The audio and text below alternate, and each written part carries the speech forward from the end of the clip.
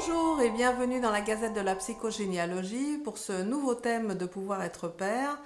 En deuxième partie, la relation père-fils est-elle automatique? Et dans ce cas-là, on va voir le père qui méprise son fils. Donc nous avons reçu une question de Richard de Toulouse qui nous écrit: Mon père m'a toujours écrasé et le pire est que par moments je fais pareil avec mon fils. Alors comment faire? Donc c'est vrai Richard qu'inconsciemment on peut tout à fait être amené à répéter un comportement parental avec nos enfants, même si on ne supportait pas ce type de comportement de nos parents vis-à-vis de nous. C'est quelque chose d'inconscient, mais comment faire? Et qu'en est-il surtout dans une lignée d'hommes?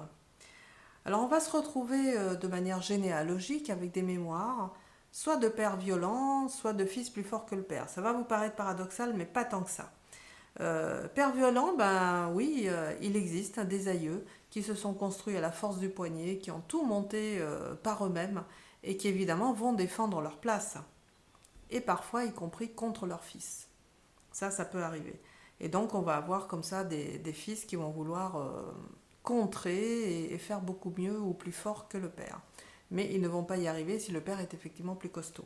Après, vous avez une autre mémoire où le fils va effectivement être plus fort que le père, c'est-à-dire que le fils aura volé son père, ou l'aura violenté, ou l'aura tué également. Hein. C'est assez déjà vu dans certaines familles.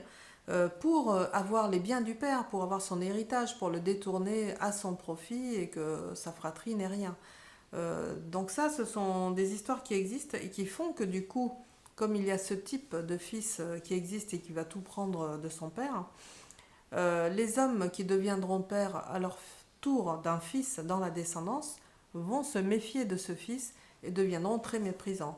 Donc tout à fait innocemment et inconsciemment, dès le départ, ils vont casser ce fils et ils vont l'élever avec du mépris, avec de la condescendance et de la hauteur, de façon à ce que ce fils n'arrive jamais à être son égal ou le dépasser, ce qui serait pire pour ce père, évidemment. Alors quelles conséquences de ces mémoires pour le descendant d'aujourd'hui? Il va y avoir deux types de conséquences. Soit le père refusera que le fils le dépasse. Alors le dépasse en savoir, en intelligence, en force, en musculature, en silhouette. Ça, c'est un refus qui est contre nature. Contre nature, pourquoi? Parce que il est tout à fait normal que le fils jeune soit plus fort, plus costaud ou plus intelligent dans son savoir, qu'il ait plus de choses d'apprises à l'école parce que tout évolue et qu'il en sait plus que son père. Ça, c'est ce qui est normal. Et un jeune fils qui va grandir, il va développer sa force, il est plus normal aussi qu'il soit plus fort que le père, qui lui sera un homme vieillissant. Ce qui est contre nature, c'est que le père refuse cela, qu'il refuse cette évolution de ce gamin qu'il a connu vraiment tout petit, qui d'un seul coup devienne plus fort et plus grand que lui, y compris en savoir. Donc ça, ce refus est contre nature et ça n'est pas normal, évidemment. Après, vous aurez une deuxième conséquence, c'est que on peut être en présence de fils qui voudront avoir des garçons dans leur vie. Pourquoi? Pour continuer d'être un petit garçon eux-mêmes. Donc vous voyez, c'est ces jeunes pères que l'on voit qui vont prendre les jouets de leur fils pour jouer avec, qui vont l'empêcher de jouer au petit train automatique ou ce genre de choses. Ils vont vouloir aussi, lorsque le fils sera un peu plus grand, adolescent ou autre, donc ces pères vont vouloir séduire leur petite copine. Donc tout ça, c'est pas normal, évidemment, parce que c'est chacun à sa place. Le père est dans un monde adulte, le fils est dans un monde enfant ou adolescent. Normalement, on ne sépare pas, il y a bien une frontière. Donc le père qui ne comprend pas ça, il y a quelque chose de pas logique et c'est là où on se retrouve dans ces mémoires familiales dont je vous ai parlé tout à l'heure. Comment devenir un bon père dans ces cas-là? Parce que c'est un métier qui s'apprend tous les jours, d'être parent.